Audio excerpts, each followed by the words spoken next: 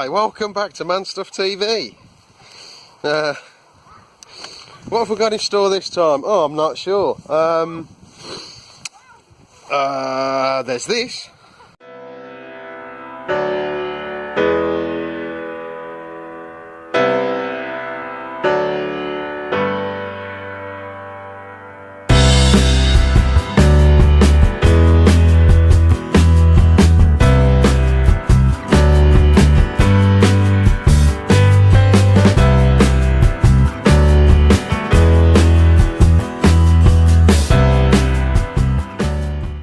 There you go then, Haix Liability desert boot.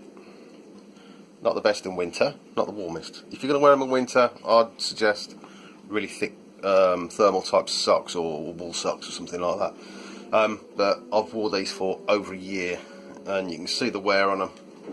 And to be fair, they're still comfortable and still good to go. I have done a million miles in these things. Absolutely brilliant. Kept my feet warm and dry. When you're camping, cold weather, yeah, you're going to put your feet up next to the fire and try and keep your feet warm. In cold weather, I would suggest the ECW boot or some lowers. I've got lowers as well. In fact, I'll show them now.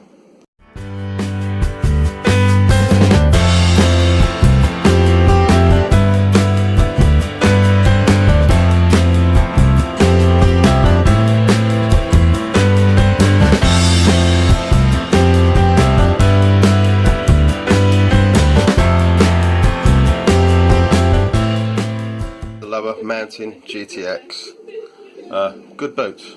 I've found these soles to be quite slippy when they're wet on tarmac, stuff like that, especially on like your rocks with a bit of moss or whatever on. These are slippy as hell. I didn't have that problem with my old Mountain GTX boots. I think it's just these ones. I don't know why, but hey ho.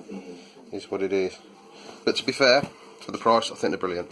Mountain GTX, brilliant. To buy them now, they're 150 quid. I only paid about 40 quid for them second hand, so didn't have much wear on them. These, I think I paid 40-50 quid second hand. Worn once, no, someone didn't like them, so they sold them on. So jobs are good. You can get the high liability ones, which are brown, but they're not the desert boot. I've heard they're absolutely brilliant, so yeah, worth a try. Might go for those next, but I'm just going to get a bit more life out of these first. But I can highly recommend the extreme cold weather boot that you get. You know, it's a British Army ECW boot. They are fantastic. Not the best for walking in. If you're going to ride a motorbike and stuff like that, brilliant for camping in, stuff like that, but I wouldn't recommend them for walking in. I didn't find them the most comfortable boot for walking in. These are definitely far better, and so are these. But if you're going to buy lowers, get the next size up. If you're a medium, get the large. With these, I fit into the 10 medium perfectly in these, but these as a 10 medium are, is it a 10 medium? Or is it just a 10? I can't remember. Oh, the way. They're a little tight.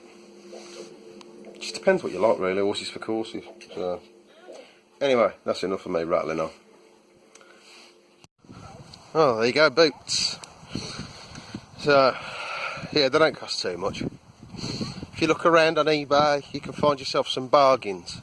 Like I said, the ECW boots, they're good for the cold. Extreme cold weather boots, they really are good. Pick up a second hand pair about 45 to 55 quid.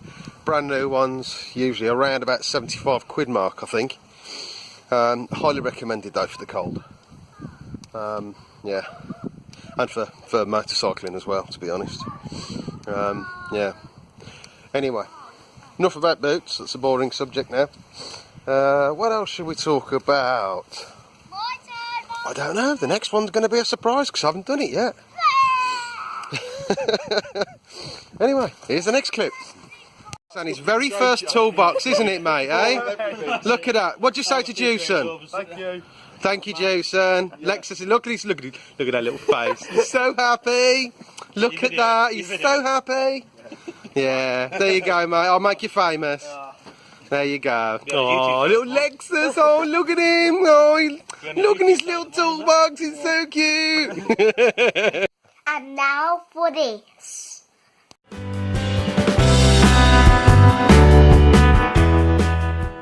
And here we have the little W Gilpin axe. The handle snapped when I was not last camping, but when I done my solo, I put my permission and I was checking it out. But yeah, the first time I used it in anger, the handle snapped. It's an ancient handle though, to be honest with you. It really is an old handle, knackered. So I thought about tidying up the end and trying to use it again, but I've got to be honest, I've paid £5 for that new handle, and it's all up chamfered a little bit off the end there, just to get it started, to get it inside of the end of there, because the orifice is slightly smaller than that. So, which is good, because I can wedge it in and it will, you know, sit nice and firm in there. So, top of the handle there, I've had to chamfer it on the right hand side there. When it goes into the axe, and you can see it still spreads out, so it should wedge in quite nicely. It'll force its way in quite nicely. So, with a bit of luck.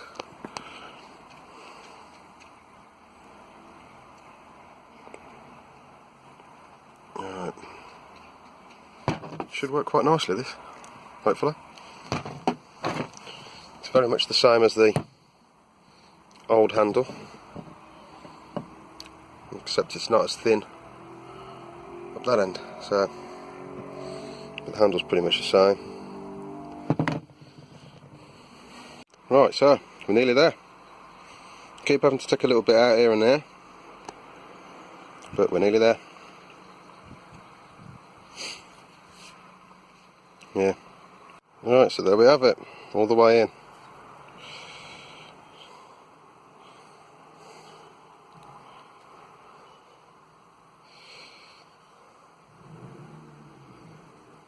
Should just do the trick, I reckon. Just got to get the wedges in the top.